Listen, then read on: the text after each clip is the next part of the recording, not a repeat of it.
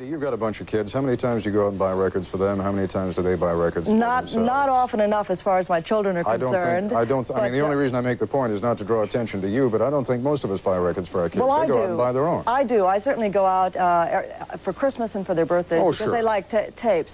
And I must tell you that I was just as uninformed as many parents are in this country today, and went out and bought Sheena Easton and bought Prince and bought Frankie Goes to Hollywood for one of my children's friends without knowing that Frankie Goes to Hollywood was about gay sex, that Sheena Easton was about orgasm and arousal, and that Prince was singing about a woman masturbating in a hotel lobby with a magazine. All right, but let us, Candy, for a moment, be realistic about kids. And let me raise the point that was raised earlier in Jeff Greenfield's piece, and that is many kids will be, and in fact I think Donny Osmond was the one who raised it, many kids in fact are going to go out, and if they see a PG rating or an X rating or an R rating on an album, they're going to go for the one with the highest rating simply because it's there. Ted, I don't think so. I think there is no rating system that is infallible. A rating system is only as good as the parents who are involved. If you are going to allow your children to watch any movie that they want to,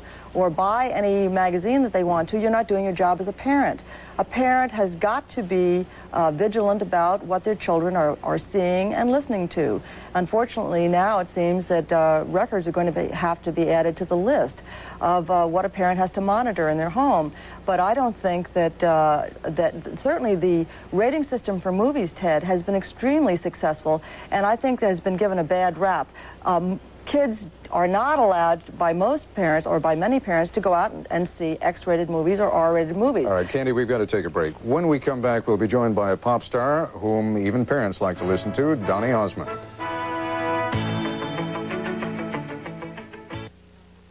And Innocent, which might tell you something about where Donny Osmond was coming from. Along with his years co-hosting the Donny and Marie Show on ABC, he has 12 gold albums to his credit. Donny Osmond is with us now, live from our Los Angeles bureau. And I'm sorry about saying that parents like your records. That's probably totally destroyed your career, right?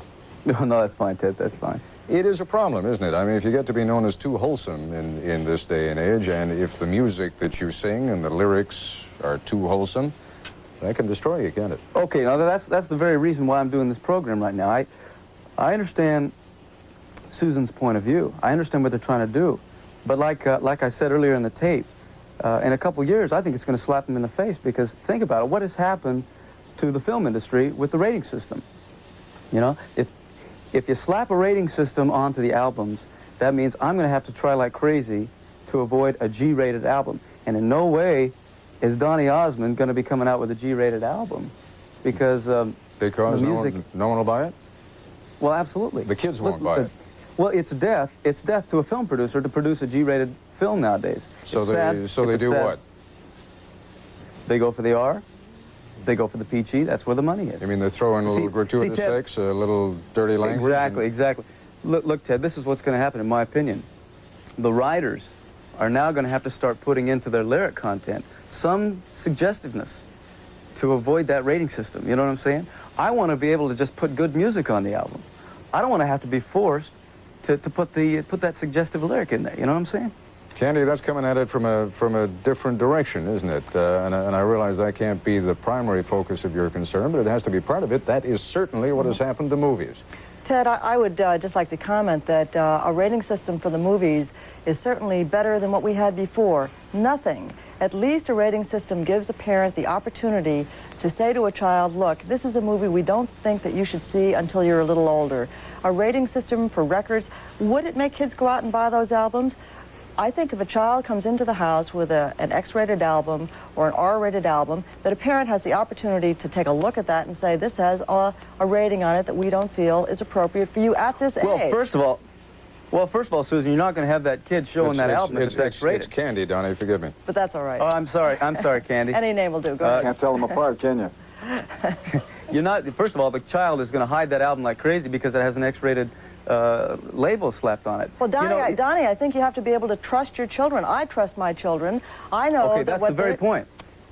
That's the very point, That Sandy. is the point. But as a mother, I have to be able to... This is an issue that will break families apart as they argue over the rating of the album. That's why it's absolutely terrible. This is an anti-family issue. Okay, but I don't think you can legislate people to be good. But we're not talking about legislation, Donnie. We're talking about a voluntary rating system on the part of the music industry, as there is a voluntary rating system in the movie industry. Well, hold on a second there, Candy. Let me at least warn you about the slippery slope that I see you starting down on. What about the radio stations that are now carrying these albums? They're unrated albums, but is that radio station going to be able to go on carrying it once it's got an X rating on it? Hopefully the radio stations will begin to cooperate like radio stations have all around the country. Like KAFM. Cooperation is a nicer word than censorship, but the end result is the same, isn't it? But Ted, you know, nobody is talking about censorship here. The reason you don't talk about it is because you don't want people to know the truth. It's the same Republican Stonewall crap that you've been doing all along. Hey, I'm not a Republican. Listen, there is no If it smells like a Republican, involved. it's a Republican. there is no censorship involved here. It is strictly public and the Emperor information. isn't wearing any clothes either. All right, wait a second. I'll tell you what, Frank. You're an intelligent man who makes some good points. Make them. Let's not start name-calling because it's just going to waste what little time we've got. Go ahead. Because here's the lie about censorship. It started already. Record retailers have already told record companies, if you send us any album with any sticker on it, we won't rack it. Another chain with 400 stores in malls in the United States has been told by the Shopping Mall Association owners, if you rack hard-rated albums, we're going to cancel your lease. That's censorship. Well, explain something to me. What in heaven's name is the difference? I mean, enough people now know, certainly I think Candy Stroud and the group that she represents have done an excellent job in alerting parents, at least parents have a right to know, in alerting parents to what kinds of lyrics are involved in these songs. What's the difference if they start putting the pressure on now and say, get it off the stands? Look, if they're talking about masturbation, point one, it's not illegal. And people do it from the cradle to the grave. If it's not illegal to do it, why should it be illegal to sing about it? It's not a question it's not a question of legality. Well, go ahead, Donnie. You jump in. Well, I'm just going to have to disagree with that because personally I believe that shouldn't be on the marketplace. I don't think you're going to stop stuff like that. It's always going to be out there. But what are you going to do? Put handcuffs on everybody who wants to record those kinds of lyrics? I don't think we're attacking the base of the problem here. The base of the problem lies down with the executives of the record company. You know, they've got to understand. Go ahead, Donnie. Finish your point. They're releasing the stuff on the marketplace. The record executives. If they would put music appreciation back into schools, one of the things they cut out during the budget cuts, it would help out. All right, but what is it, Donny Osmond, if you can hear me, what is it you are suggesting then that happened with regard to the record producers, that they not put these records out? Because that really is a form of prior restraint then, isn't it? Okay, I don't have all the answers, Ted. Okay, what I'm saying is that maybe there should be a limit on how much of this should be on the marketplace. I think and I'm also saying... Yeah, go ahead. Go ahead? Yeah. But I'm also saying that parents, and this is exactly what Candy's doing, and I commend her for it, should make parents aware of how important it is to teach their kids at such a younger age. I mean, it appalls me to see the complacency of parents nowadays, that by the time they're teenagers, they say, oh, we got to start teaching them what's right and what's wrong.